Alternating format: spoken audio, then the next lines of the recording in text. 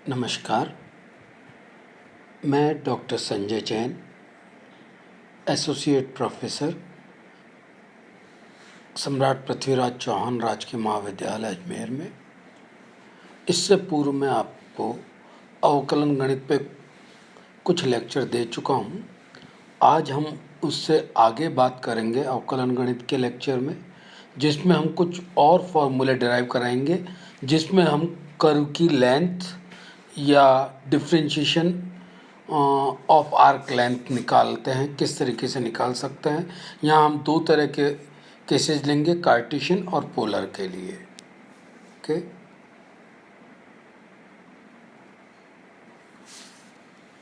यहाँ अपन देखें, ये अपन ने कोई एक आर्क ले रखी है रेड कलर से, जो मैंने इंडिकेट की ऊपर डायग्राम में। इस आर्क पे मैंने दो बिंदु लिए हैं, P और Q। ब्लू अक्षर में आपको दिख रहे हैं P और Q।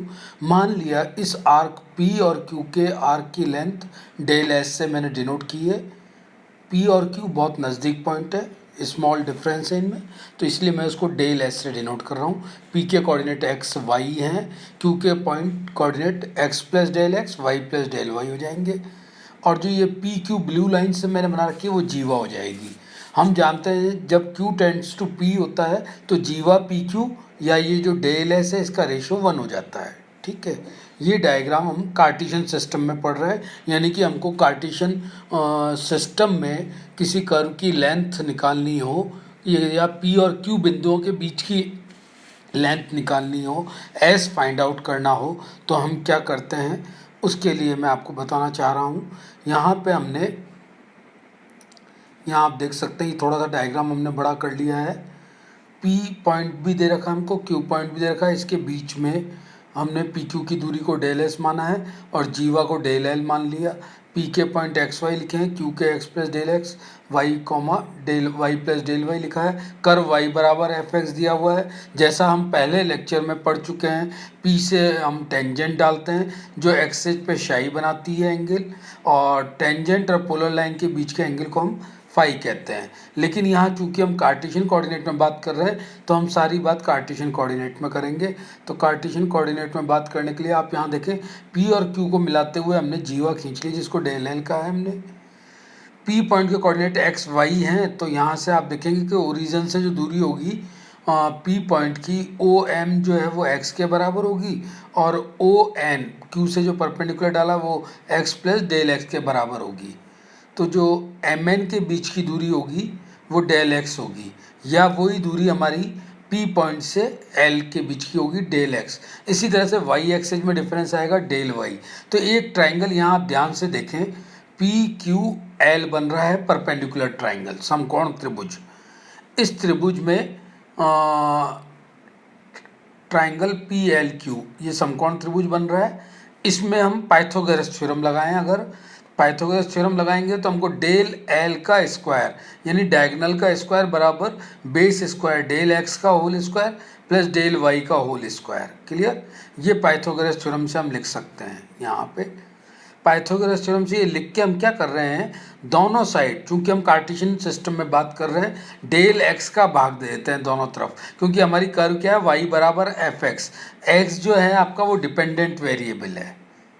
ओके, तो यहाँ एक्स इंडिपेंडेंट वेरिएबल है, वाई डिपेंडेंट करेगा एक्स पे। तो इंडिपेंडेंट वेरिएबल के रेस्पेक्ट में हम डिफ्रेंशिएट करना चाहते हैं, तो हम दोनों तरफ डेल एक्स से डिवाइड कर देते हैं। तो del l upon del x का whole square is equals to del x upon del x का होल स्क्वायर, वापस क्या हो जाएगा 1 सेम होने से, plus del y upon del x का होल स्क्वायर। ये एक फॉर्मूला हमारे पास बन के आ रहा है। अब इसमें हम जैसे जैसे लिमिट लगाएंगे h Q tending to P, तो जो जीवा है वो आर्क के बराबर हो जाएगी, यानी डेल एल जो है हमारा डेल एस बन जाएगा। तो हम यहाँ डेल एल की जगह डेल एस रख देते हैं, और क्यू टेंडिंग टू पी कर रहे हैं तो ये फुल डेरिवेटिव में बदल जाएगा लिमिट लगा के। तो हमें मिल जाएगा d s upon d x का whole square is equal to 1 plus d y upon d x का whole square when q tending to p, या del s tending to 0। Okay, तो ये जब हमको फॉर्मूला मिल जाएगा, इसमें होल स्क्वायर को हम हटाना चाहते हैं तो स्क्वायर रूट ले लेंगे, तो d s upon d x बन जाएगा हमारा plus minus under root 1 plus d y by d x का होल स्क्वायर। अगर कभी आपको कर्व x और y में दे रखी हो और s आपसे पूछा हो तो आप उस x y में दी हुई कर्व को dy बाई डी एक्स निकाल सकते हो। इस फॉर्मूले में रख के ds बाई डी एक्स मिल जाएगा आपको और उसको इंटीग्रेट करके आप s निकाल सकते हैं। तो ये हमारा चापकलन निकालने का एक फॉर्मूला है, चाप की लंबाई का अवकलन निकालने का। अगर ds बाई डी एक्स पूछा है तो हमें इंटीग्रेट नहीं करना है, और ds बाई डी एक्स नहीं पूछा है, s पूछा है तो हम इंटीग्रेट कर देंगे जहाँ से जहाँ पूछा है। यहाँ एक और केस हम ले रहे हैं, ये केस तो हमने जब हमारा y बराबर एफ एक्स कर्व दिया हुआ था। अगर कर्व हमको x बराबर एफ वाई दी हुई हो तो कुछ नहीं होगा, x की जगह y से रिप्लेस होगा, y की जगह x से रिप्लेस कर दीजिए आप। तो ये बन जाएगा हमारा formula ds upon d y is equal to plus minus under root 1 plus d x upon d y का होल स्क्वायर। तो ये दूसरा फॉर्मूला बन जाएगा हमारे पास। तो ये दो फॉर्मूले हमें इसमें याद रखने हैं। किसी भी कर्व के लिए d y by d x या d x by d y निकाल के हम डी एस पे आ सकते हैं, डी एस फाइंड आउट कर सकते हैं और इंटीग्रेट करके एस फाइंड आउट कर सकते हैं। तो किसी भी कर्व की लेंथ फाइंड आउट कर सकते हैं या derivative of length of arc निकाल सकते हैं, ये फॉर्मूला फाइंड आउट करके। ये कार्टेशियन सिस्टम में था, ठीक है। अब इसके बाद एक और चीज़ हम ले रहे हैं कि अगर कभी हमको कर्व x और y किसी पैरामेट्रिक कोऑर्डिनेट t में दे रखा हो। पैरामेट्रिक कोऑर्डिनेट क्या होता है? x और y दो वेरिएबल हैं और दोनों किसी एक वेरिएबल से रिलेटेड है जिसको हम t कह रहे हैं। यहाँ आप देखेंगे x बराबर f1t, y बराबर f2t, दोनों x और y t से रिलेटेड है। पैरामेट्रिक कोऑर्डिनेट काम में क्या आते हैं? जब ज़्यादा वेरिएबल होता है हम तो पैरामेट्रिक को यूज़ करके हम कम वेरिएबल में कन्वर्ट कर सकते हैं। तो यहाँ पे x भी t में है, y भी t में है। तो अगर हमको जो फॉर्मूले अभी हमने निकाले हैं t x और y में, उसको t में कन्वर्ट करना हो तो यहाँ देख रहे हैं हम dx बाई dt निकालना है हमको। इसको हम फॉर्मूले में कैसे लिख सकते हैं? ds अपॉन dt को ds upon dx into dx upon dt, dx और dx कट जाएगा, वापस ds अपॉन dt मिल जाएगा। क्लियर? यहाँ से हम आपने पढ़ा है, अभी हमने पिछली स्लाइड में लिया है, ds अपॉन डी एक्स की वैल्यू क्या थी? 1 plus d y by d x का होल स्क्वायर, और अंडर रूट में था इसलिए पावर हाफ लगा दी, और dx बाई डी टी यों का यों लिख दिया। क्लियर? अब ये dx by d t square root के अंदर में लेंगे तो स्क्वायर में आएगा, स्क्वायर रूट के अंदर है ये, इसको अंदर ले जाना चाहते हैं हम तो हम इसको स्क्वायर करके इसके स्क्वायर रूट के अंदर लेंगे। तो हम dx बाई डी टी का होल स्क्वायर करके इसके अंदर लेंगे तो 1 से मल्टीप्लाई होगा तो dx अपॉन डी टी का whole square plus dy by d t का whole square into dx by d t का होल स्क्वायर। दोनों होल स्क्वायर में इसलिए ये लास्ट टर्म में दोनों एक साथ लिख दिए हैं। अब dx कट जाएगा तो खाली क्या रह जाएगा? dy बाई डी टी का होल स्क्वायर। तो ये ds बाई डी टी बराबर under root dx by d t का whole square plus dy by d t का होल स्क्वायर, ये नया फॉर्मूला बन गया है। अगर हमें पैरामेट्रिक कोऑर्डिनेट में दे रखा हो, एस टी में दे रखा हो तो dx बाई डी टी रखेंगे और dy बाई डी टी में रख के हम इस फॉर्मूले से भी वही चापकलन की लंबाई फाइंड आउट कर सकते हैं। तो ये हमारा पैरामेट्रिक कोऑर्डिनेट में दिया हो तब हम निकाल सकते हैं। तो कार्टेशियन हमने देखा, पैरामेट्रिक देखा, अब अपन पोलर कोऑर्डिनेट में आ रहे हैं। पोलर कोऑर्डिनेट के लिए पहले अपन ये डायग्राम समझ लें। पहले मैं ये डायग्राम आपको बता चुका हूँ। एक कर्व लेते हैं हम, पी पॉइंट लेते हैं जिसके पोलर कोऑर्डिनेट हम आर थीटा लेते हैं।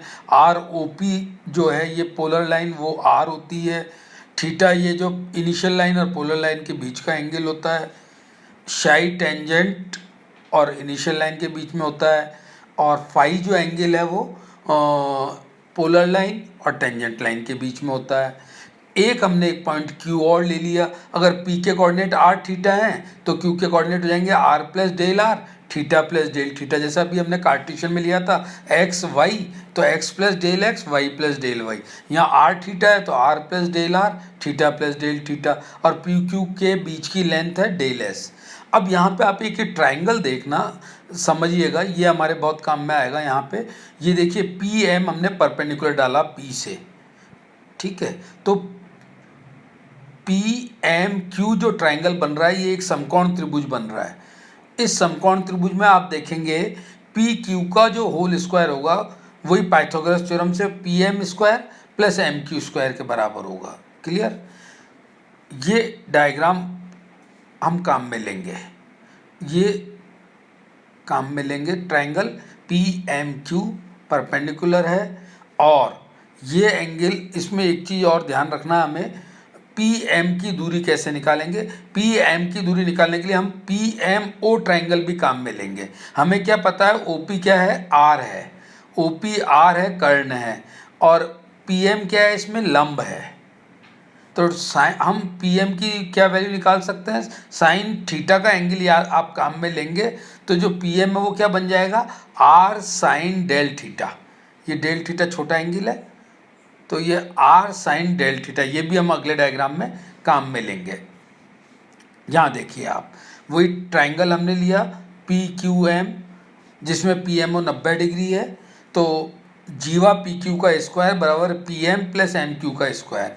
और पी एम अभी अभी मैंने आपको कैलकुलेट करके बताया, हम क्या लिख सकते हैं, आर साइन डेल थीटा का होल स्क्वायर। और एम क्यू स्क्वायर क्या होगा, एम क्यू स्क्वायर इस ट्रायंगल में देखते हैं वापस पीछे के डायग्राम में जाके। एम क्यू इज दिस,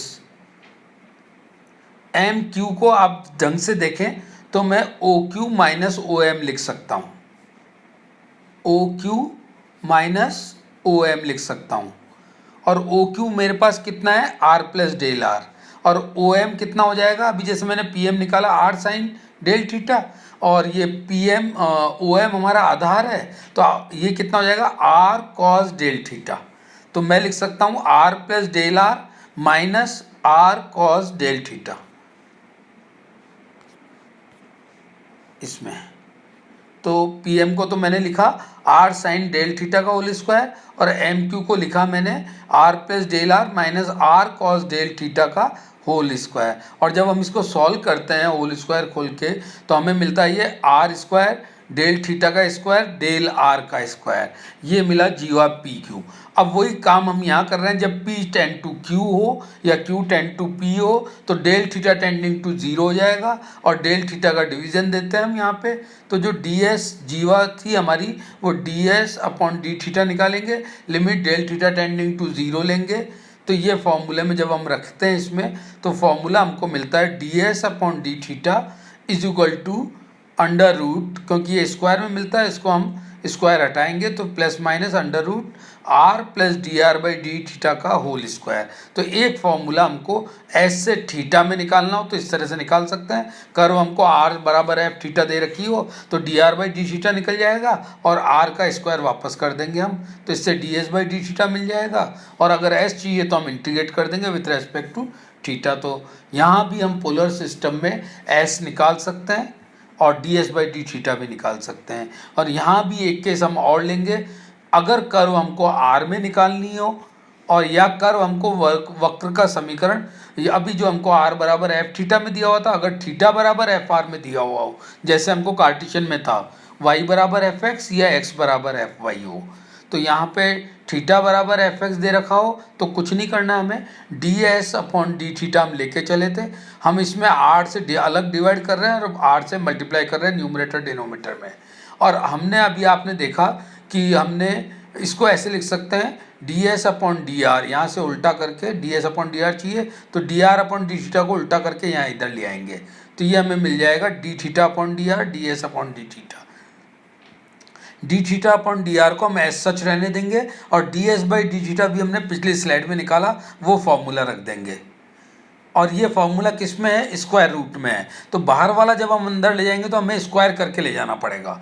तो d s upon d R is equal to, इसको स्क्वायर करके अंदर ले जाओगे आप तो हमें मिल जाएगा आर, चूंकि स्क्वायर में है तो r d theta upon d r का whole square plus d theta upon d r का होल स्क्वायर होगा, d r upon d theta का होल स्क्वायर है, दोनों एक दूसरे के रेसिप्रोकल बन रहे हैं सेकंड टर्म, तो ये कैंसिल होकर 1 बन जाएगा। तो ये फॉर्मूला डी एस से डी आर में बन गया। तो आज हमने ये 4 फॉर्मूले देखे, कार्टेशियन में 2 फॉर्मूले, 2 पोलर में और 1 पैरामेट्रिक के लिए। तो ये पाँचों फॉर्मूले हमारे को ध्यान रहने चाहिए। पाँचों फॉर्मूले से हम जब भी जो कर्व हमको जिसमें दे रखी है x बराबर एफ वाई में दे रखा हो या y बराबर एफ एक्स में दे रखा हो, तो हम सॉल्व कर सकते हैं और सॉल्व करके वैल्यू निकाल सकते हैं चाप कलन से उसकी लंबाई निकाल सकते हैं। तो आज के लिए इतना ही। Thank you.